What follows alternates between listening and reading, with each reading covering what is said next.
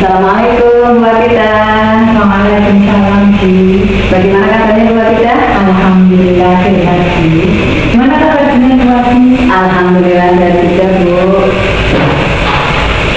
Maaf Bu, saya kesini minta waktunya sebentar.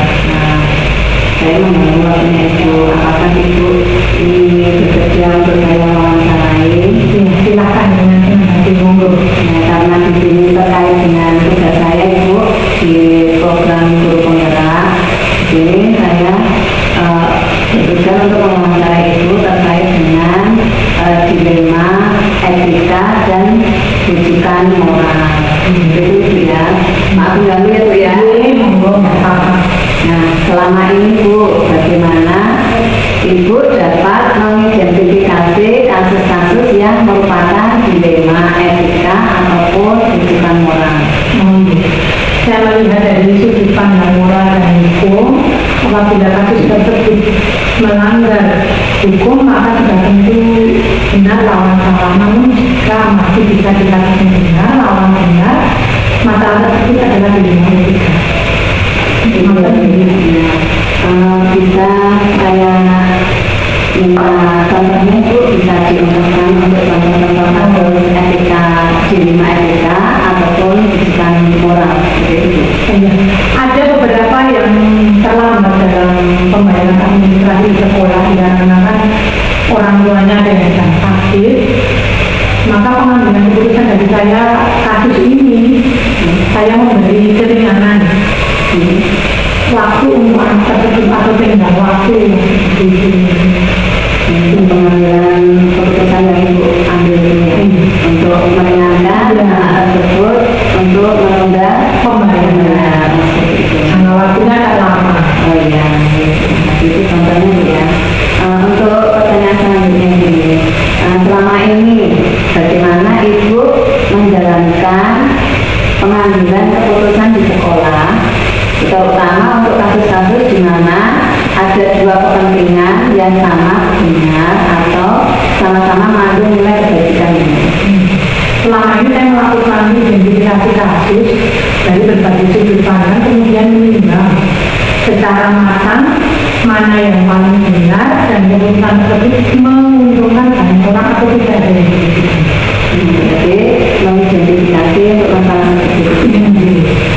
Nah itu juga untuk selanjutnya langkah-langkah apa atau prosesi seperti apa itu yang biasa dilakukan Ibu selama ini? Langkah-langkah yang saya lakukan selama ini menentukan penyebab permasalahannya dulu, menentukan siapa saja yang terlibat, menanyakan kepada orang-orang terdekat, diskusi dengan warga sekolah, membuat beberapa solusi, keputusan menimbang lagi dari berbagai sudut pandang sebelum memutuskan atau mengambil solusi yang tepat. Langkah-langkah yang pertama tadi apa Bu? Menentukan penyebab permasalahannya dulu. Menentukan penyebab masalah, mencari solusi, terus baru terakhir ditentukan untuk pengambilan keputusan yang lebih baik seperti itu ya. Untuk yang selanjutnya Bu, hal-hal apa saja yang selama ini Ibu anggap efektif dalam pengambilan keputusan pada kasus-kasus dilema etika? Saya menganalisis kasus kemudian menentukan solusinya, menyesuaikan dengan peraturan dan norma yang berlaku serta mengedepankan kepentingan umum, dan solusi tersebut bermanfaat bagi orang banyak dan baik untuk jangka panjang.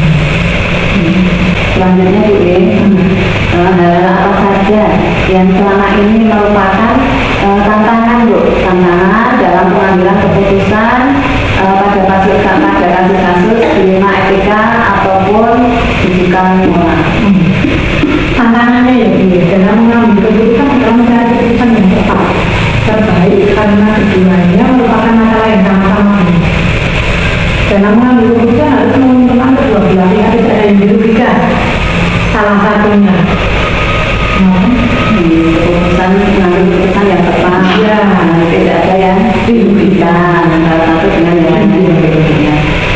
Selanjutnya Bu, apakah Ibu memiliki sebuah tata cara ataupun jadwal tertentu dalam sebuah penyelesaian kasus dilema etika ataupun rujukan moral, apakah ibu langsung menyelesaikannya di tempat ataupun memiliki sebuah jadwal untuk menyelesaikannya, bentuk ataupun prosedur seperti apa Bu yang ibu jalankan?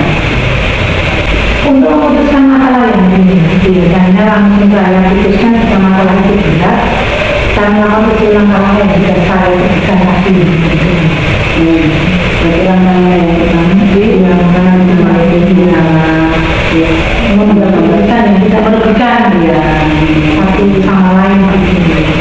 terus Bu, selanjutnya adakah seseorang ataupun faktor-faktor apa yang selama ini mempermudah atau membantu ibu dalam pengambilan keputusan kasus-kasus dilema etika ataupun rujukan moral? Dalam hal ini saya mengambil keputusan, saya selalu menyebarkan sebelah atau stakeholder atau wali murid atau orang-orang yang mempunyai kedekatan masalah dengan orang yang mengalami masalah. Jadi banyak yang membantu dalam mencari alternatif solusi dan ada pertimbangan yang lebih baik. Kita mengajar olahraga sekolah, terus Orang-orang yang mempunyai kedekatan dengan terkait pendidikan. Terus itu dari semua hal yang telah disampaikan Ibu, pembelajaran apa Bu yang dapat Ibu petik dari pengalaman Ibu mengambil keputusan dilema etika?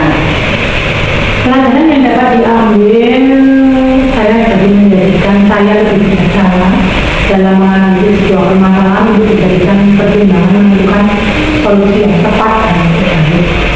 Alhamdulillah Bu, semoga pengambilan keputusan ini tidak merugikan banyak orang, ya orang lain seperti itu Bu ya. Terima kasih Bu untuk perbincangan kali ini, semoga bermanfaat bagi saya terutama dan kita ya Bu ya. Semoga saya dapat menerapkannya di sekolah saya untuk dalam pengambilan keputusan yang seperti diambil dua kita seperti tadi ya Bu ya. Terima kasih atas waktunya, mohon maaf, terima kasih sudah bisa meluangkan waktunya untuk saya. Terima kasih Bu, ada salah kata mohon dimaafkan. Terima kasih kepada Bu Asmi, semoga perbincangan pagi hari ini dapat bermanfaat untuk kita semua. Amin Bu, terima kasih. Assalamualaikum warahmatullahi wabarakatuh. Terima kasih Bu.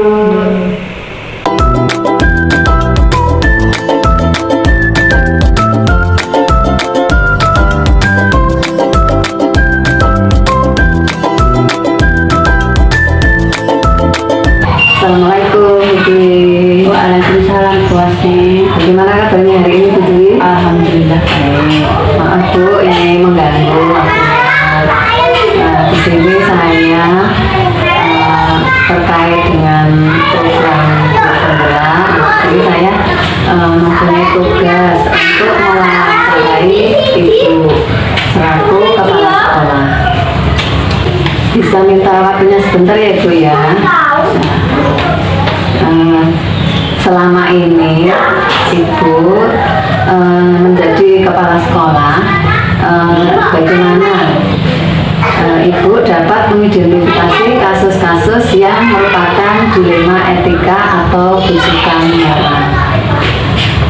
Di sini saya melihat bahwa kasus dilema etika atau benar melawan benar, di mana itu merupakan situasi yang terjadi ketika harus memilih dan memutuskan antara dua pilihan, yang kedua pilihan itu benar secara moral tetapi bertentangan, sedangkan rujukan moral benar melawan salah, yaitu situasi atau keadaan ketika harus mengambil keputusan antara benar dan salah. Jadi kita bingung ya Bu ya, antara benar melawan salah, antara benar dan melawan benar, seperti itu Bu ya. Iya. Untuk pertanyaan yang kedua yaitu, selama ini Bu, bagaimana Ibu menjalankan pengambilan keputusan di sekolah, terutama untuk kasus-kasus di mana ada dua kepentingan yang sama-sama benar ataupun sama-sama mengandung nilai kebajikan. Iya. Sebelum kasus dilema etika terlebih dahulu dilakukan. Yang pertama, mengumpulkan fakta yang terjadi. Yang kedua, siapa-siapa yang terlibat. Yang ketiga, menganalisis benar salahnya. Yang keempat, membuat alternatif solusi. Yang kelima, membuat keputusan. Yang keenam, lihat lagi keputusan, direfleksi. Berarti yang pertama mengumpulkan fakta yang terjadi, siapa yang terlibat, menganalisis benar salahnya. Untuk pertanyaan selanjutnya, yaitu langkah-langkah apa atau prosedur seperti apa yang biasa Ibu lakukan selama ini, Bu? Langkah-langkah yang harus dilakukan: 1. Mengumpulkan fakta yang terjadi. 2. Menentukan siapa yang terlibat. 3. Menganalisis benar salahnya. 4. Membuat alternatif solusi. Jadi langkah-langkah atau prosedur seperti apa Ibu yang dilakukan selama ini? Langkah-langkah yang dilakukan: 1. Mengumpulkan data atau fakta yang terjadi. 2. Menentukan siapa yang terlibat. 3. Menganalisis benar salahnya. 4. Membuat alternatif solusi. 5. Membuat keputusan. 6. Lihat lagi keputusan atau direfleksikan. Jadi langkah-langkahnya yang bersama begitu dengan yang pengambilan keputusan yang tadi ya. Untuk selanjutnya, hal apa saja Bu yang selama ini Ibu anggap efektif dalam pengambilan keputusan pada kasus-kasus dilema etika? Hal yang efektif dalam mengambil keputusan kasus dilema etika adalah dengan menelaah siapa-siapa yang terlibat, sifatnya urgent atau mendesak, dan tidaknya kasus dilema etika tersebut, dan mengambil alternatif solusi untuk menyimpulkannya. Selanjutnya Bu, hal-hal apa saja yang selama ini merupakan tantangan dalam pengambilan keputusan pada kasus-kasus dilema etika? Tantangan dalam pengambilan keputusan kasus dilema etika adalah masalah tersebut mempunyai nilai yang sama-sama penting, tetapi harus ada yang didahulukan juga, adanya orang-orang atasan langsung yang terlibat, serta adanya peraturan-peraturan yang harus dipenuhi. Tak kalah penting adalah nilai rasa yang diutamakan. Ya Bu, apakah Ibu itu memiliki jadwal tertentu dalam sebuah penyelesaian kasus dilema etika?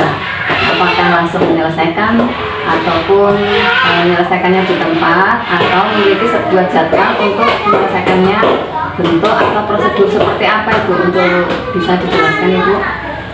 Dalam pengambilan keputusan dilema etika kami tidak mempunyai jadwal khusus, tetapi ada tata kelola dengan menganalisa, mempertimbangkan, dan memusyawarahkan kasus dilema etika yang ada, baik secara formal maupun non formal. Berarti musyawarah dengan warga-warga sekolah seperti itu Bu ya? Iya, harus dimusyawarahkan. Ya. Jadi tidak ada jadwal khusus Bu? Tidak ada. Terus selanjutnya, adakah seseorang atau faktor-faktor apa yang selama ini mempermudah atau membantu Ibu dalam pengambilan keputusan dalam kasus-kasus dilema etika? Seseorang atau faktor yang mempermudah dalam pengambilan keputusan pada kasus dilema etika adalah orang-orang yang terlibat, yaitu orang-orang profesional yang menghargai dan menerima keputusan dari atasan langsung. Dari semua hal yang telah disampaikan Ibu, pembelajaran apa yang dapat Ibu petik dari pengalaman Ibu mengambil keputusan dilema etika? Dalam pembelajaran yang diambil dari pengambilan keputusan pada kasus dilema etika adalah sebelum mengambil keputusan harus banyak-banyak menganalisa kasus yang ada, pertimbangan. Setiap keputusan pasti tidak mungkin membuat puas semua pihak yang terlibat. Pasti ada pihak yang tidak terpuaskan. Semua yang terlibat pada pengambilan keputusan harus siap menerima, menghormati, serta melaksanakan keputusan yang ditetapkan dengan baik. Terima kasih Bu untuk perbincangan kali ini. Mudah-mudahan bermanfaat bagi saya dan kita gitu ya dalam pengambilan keputusan dilema etika. Semoga memberi pencerahan bagi saya untuk nantinya saya bisa menerapkan. Terima kasih atas waktunya. Mohon maaf apabila ada kata-kata yang salah ya Bu ya. Terima kasih. Selamat siang. Terima kasih ya Bu ya atas waktunya sekali lagi. Assalamualaikum warahmatullahi wabarakatuh.